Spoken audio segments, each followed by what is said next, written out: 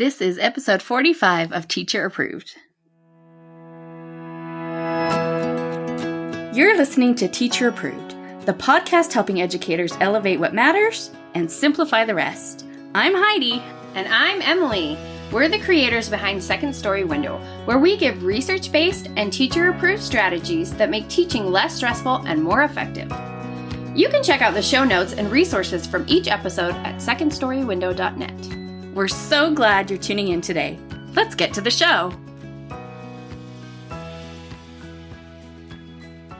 Hey there, thanks for joining us today. In today's episode, we're sharing a few impactful and actionable ideas for a January jumpstart in your classroom. We start our episodes with a morning message, just like we used to do at morning meeting in our classrooms. This week's morning message is, what is your one-word theme for 2023? Now, back in episode 27, which we re-aired last week, we talked about having a one-word theme to help you focus on your goals for the year. Yeah, that was a good one. And you can do this in January or at the start of the school year, or sometimes we do both. Yep. So, Emily, what is your one word for 2023? Well, actually, I decided to keep my word that I chose in September because it still feels like the right choice for me at the moment. So I'm keeping my word connection. That is a good one. And our mom got us both little desk signs with our word of the year on them. So I have that right next to my computer, and it's a good reminder of my word. And I'm just excited to carry a focus on connection into the new year. So what's your word for 2023, Heidi? Well, I am keeping the same word too. So that's really not much of a reveal. But my word is trust. And I think that's what I still need to be focusing on. Yeah, sometimes I feel ready for a change in January, and sometimes I'm like, no, what I picked in September, I still feel right. But then sometimes I just want to change in June, so also we'll have to true. figure out how to work that in. We have some responses from our community. We had so many great words suggested that I'm just going to list them all here rapid fire. We've got pursuit, thrive, today, rise, focus, commitment, persevere, calm, worth, choice, gentle, liberty, gratitude, survive, prioritize, peace, joy, family, and breakthrough. Oh, those are awesome. If you haven't yet, be sure to listen to last week's episode to hear more about choosing your one-word theme. And we'd love to hear what your one-word theme is over in our Teacher Approved Facebook group or on Instagram at Second Story Window, and that is with a 2. It's time for the resource of the week. This week's resource is our Spiral Review morning work. Heidi, you created the very first iteration of this resource about 20 years ago, right? Why don't you tell us a little more about how it came to be? I can't believe it's been that long. I had to sit down and be like, wait a minute. Oh, no. And I was a baby teacher. I was in my second year of teaching. And my principal insisted that we needed to incorporate daily spiral review. And I had been searching for meaningful, predictable, independent work to start every day with.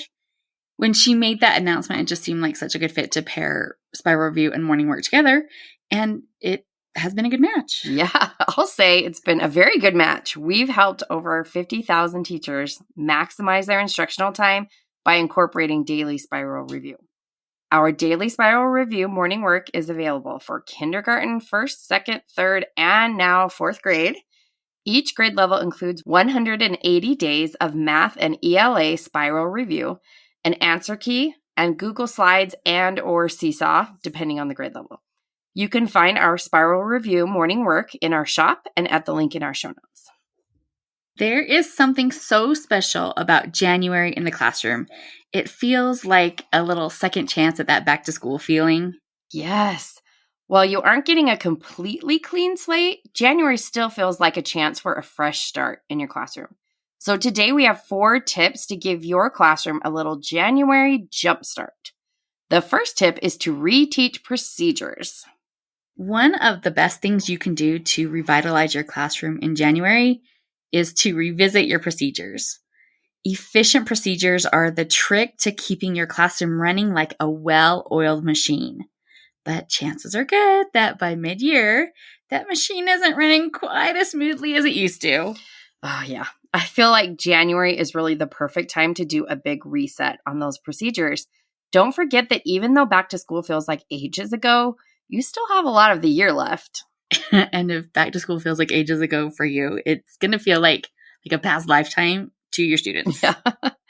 And that feeling is going to make it easy for kids to start slacking when it comes to meeting the expectations that you set at the beginning of the year. Yeah. So putting in the time now to sharpen up your everyday procedures will pay off big time for the several months you still have left of this school year. So let's take advantage of all that time that we have left. We are not exaggerating. I promise we are not exaggerating when we say this might be the best gift you can give yourself and your students. Seriously. Just finish out the year with less headaches. I don't know if we can promise no headaches. If you want to hear more about the importance of procedures and all of our best tips for introducing them, be sure to check out episode 18 of our podcast. Reteaching procedures mid-year is a similar process to introducing them at the start of the year, except you're not working from a blank slate. The kids already know what you mean when you say it's time to pack up for the day. They just might need a little nudge to actually do it. So, Emily, why don't you tell us about the process for teaching or reteaching procedures? Well, when it comes to reteaching procedures, you need to start by observing your class. So plan a day where you will pay careful attention to what your class does throughout the day. And as the teacher, we've been there, right? It's really easy to pinpoint all the little things that aren't perfect, but it's also important to make sure that you are noting what is going right. Oh, yeah. And pointing out the good also helps students recognize the target. If lining up is going great because everyone remembered their coat and all of their lunch boxes ended up in the right place, then pointing that out helps students remember to keep doing those things. Once you know which procedures are running effectively and which ones aren't, you need to decide how to address the problem areas. In episode 32 of the podcast, we dedicated a whole episode to fixing up failing routines.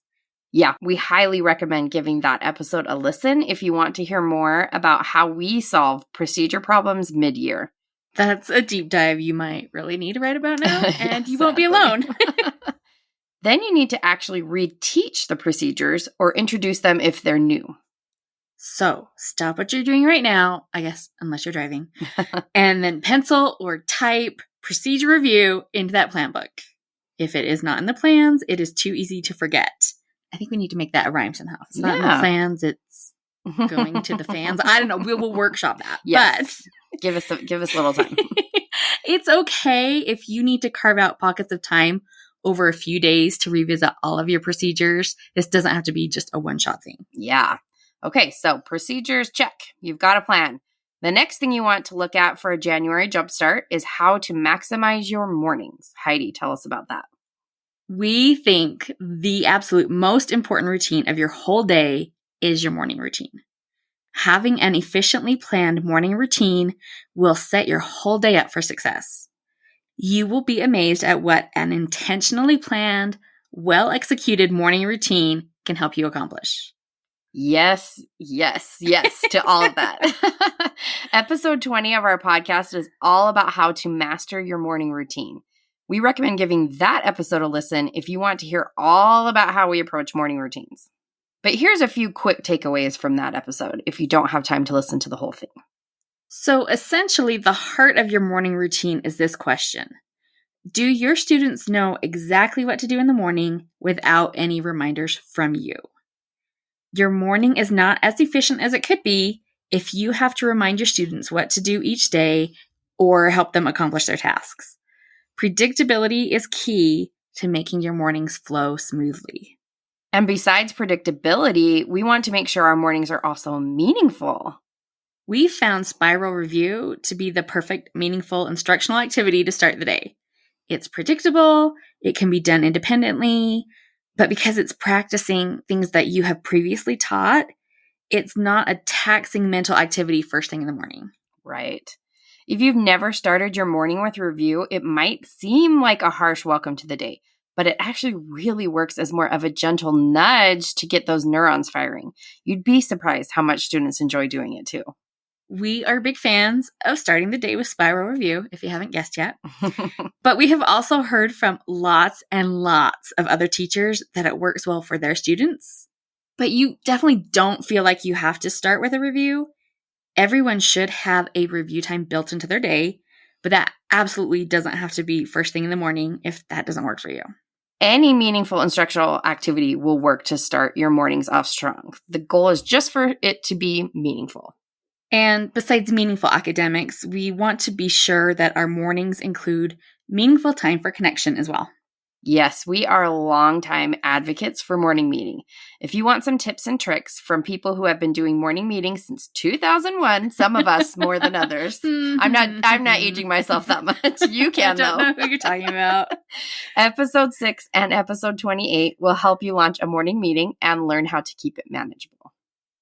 So now we've got a plan for procedures, we've looked at our morning routine, and now we are on to the next January Jumpstart tip, which is make a plan for how you will start doing test prep. Wah, wah. The end of the school year may still seem far away, but it will be here before you know it. And we want our students to do well on those darn end of year tests. Nice edit. But of course, most importantly, we want them to learn and to remember what they learned. Yes. The test is how it is measured, but the goal is to help our students build their retention. Research has found that spiral review, I know you're like, more spiral review? Yes. Spiral review is an incredibly impactful way to ensure learners can recall information when it's needed later. As we just mentioned, we love to include it in our morning routines, but you can really do it any time of the day or even with your homework. We have spiral review morning work and spiral review homework designed to help you easily build in that practice every day. If you haven't found a way to build review into your day yet, make a plan for how you can start doing that in January with morning work or homework or some other way. Maybe one of your math centers each week will review a topic that you already learned last fall. Or maybe you want to do a big review game each Friday. Or maybe your kids can prepare videos to teach their classmates about tricky topics. Because we are starting this in January, we have the time to make review engaging and creative. There are so many fun ways you can start working it into your schedule if you start thinking about it now. And anything that gets kids to recall information from their memories without the benefit of notes or books helps them retain that information in the long term. That is called retrieval practice. And it's so important that we devoted our 3rd podcast episode to explaining all about it. You may also want to work on building on-task stamina between now and those long, boring end-of-year tests. So you can spend time working on increasing your students' on-task time with graphs and monitoring how well they are able to focus on a task at a time. Or you can be celebrating their persistence and their frustration tolerance, all those skills that they're going to need to be able to thrive on those tests. Yeah. And the last tip we have for your January Jumpstart is to consider writing a bucket list of what experiences you still want to have before the year ends. As important as procedures and routines and test prep are, they probably aren't the things that make you excited to come to work in the morning. So make sure that you're planning something for you to look forward to doing with your class in the upcoming months. Maybe you want to plan a camping theme day or a readathon. Maybe you want to schedule a guest speaker to teach your class about woodwind instruments. Or maybe you want to read a book or take a course on how to teach phonics. Oh, I don't know what made me think of this, but I remember seeing this idea of having your class make a big mural on like a length of butcher paper. And it could be about any theme you want. If you're learning about communities and social studies or ocean life and science, this could be a fun end of unit project. And then once you have your mural done, you then work it into your math time and you have students write their own story problems based on what's happening in the picture. So for example, 18 fish swim past the whale, 11 fish are red and the rest are brown. How many fish are brown? That sounds so fun. I always love an opportunity to combine multiple subject areas. Yeah, and there aren't enough of those. Something else you may want to add to that bucket list is to plan some surprise and delight. You can go back and listen to episode 35 to hear how surprise and delight work to keep your students engaged. And this is especially important on those dreary winter days. Seriously, who can blame the kids for not being engaged on these dark days? So just make sure to add it to your plans or it'll just become something else you meant to get to but never quite did. We can speak from experience. Speak for yourself. Not me. Never. I'm younger, but I just didn't get things done. I'll take that. Time is probably the rarest resource that teachers have. So take a minute here in January to figure out the second half of your school year. Write it down, make actual notes in your plan book so that, like Emily, your good ideas don't just stay ideas. So to recap, here are our 4 tips to help jumpstart your classroom in January. 1, evaluate your procedures and plan for how to tighten them up. 2, look at your morning routine and make a plan for any needed improvements. 3, decide how you will start preparing for test prep. And 4, make a list of what fun things you still want to do this school year. And if you want to go back and listen to any episodes that we've referenced, this list might help you with your jumpstart as well. So our podcast episode 18 is about establishing procedures. Episode 32 covers fixing routines. Episode 20 highlights morning routines. Episode 6 and 28 cover morning meeting. We love it so much we've done it twice. Episode 3 breaks down retrieval practice and review. And the last one, episode 35, is full of delightful information about surprise and delight. That's currently my favorite one that we've ever done, Mine I think. We'd love to hear what you're doing for a January jumpstart in your classroom over in our Teacher Approved Facebook group. Now let's talk about this week's Teacher Approved tip. Each week we leave you with a small actionable tip that you can apply in your classroom today. This week's Teacher Approved tip is rate your procedures. Now, we've already covered this tip, so tell us why we're revisiting it, Heidi.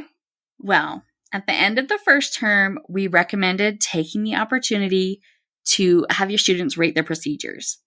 The idea is that having students weigh in on how well they're following directions will make them more aware of what's going on and what needs to be tweaked.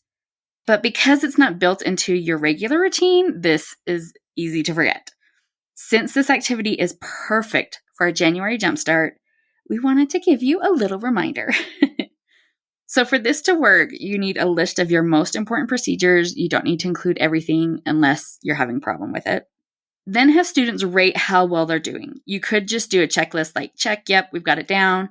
Or you could do something like a 5-star rating where maybe 5 stars means we do it perfectly without any reminders. 4 stars means we need some reminders, all the way down to 1 star means we don't do it at all. Or maybe 0 stars if it's a real trouble spot.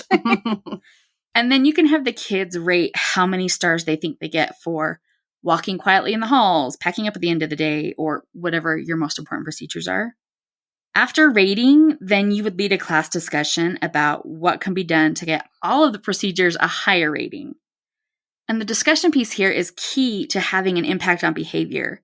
It's what's going to help your class keep the expectations in their minds as you move farther into the year. And really, this activity is effective at any point in the year, but you could just schedule it at the start of each term or at the end of each term. So let us know if you would like an additional reminder when we get to the end of March. To wrap up the show, we're sharing what we're giving extra credit to this week. Heidi, what are you giving extra credit to? My extra credit goes to Oh Happy Danny on Instagram. Oh, I love her. Oh, me too. She has the cutest designs. And right now she has an awesome Word of the Year workbook. So if you have already chosen your word, it can help you get some clarity on how you want that word to show up in your life this year. And if you haven't yet chosen your word, she really mindfully walks you through what to consider. It is well thought out, and like all of her stuff, it is beautifully designed. And it is totally free. So can't go wrong with that. Oh, that's awesome. I'll find a link for that and put it in the show notes. Perfect. Thanks, Em. What is your extra credit this week? I'm giving extra credit to label makers. Yes, I love label makers. I've been on a journey of trying to get my whole house organized, and especially to maximize all of the space in my closets and cupboards and storage spaces. And I found that a label maker is such a game changer for making your organizational systems actually stick, which is the hard part. Yes. And I got an extra fancy one for Christmas. So I will put a link to that one in the show notes if you want the bougie label maker. But I also had like the $20 brother, and that one also worked pretty much the same. But now seeing yours, I kind of think I need an upgrade. Well, you have a birthday coming up. That's true. Things to consider. That's it for today's episode. Use our 4 tips to plan your January jumpstart. And if you have enjoyed this episode, would you do us a favor and share this with a teacher friend? Recommendations are the number one way people find new podcasts. Yes, that would be great. We hope you enjoyed this episode of Teacher Approved. I'm Heidi. And I'm Emily. Thank you for listening. Be sure to follow or subscribe in your podcast app so that you never miss an episode. You can connect with us and other teachers in the Teacher Approved Facebook group. We'll see you here next week. Bye for now. Bye.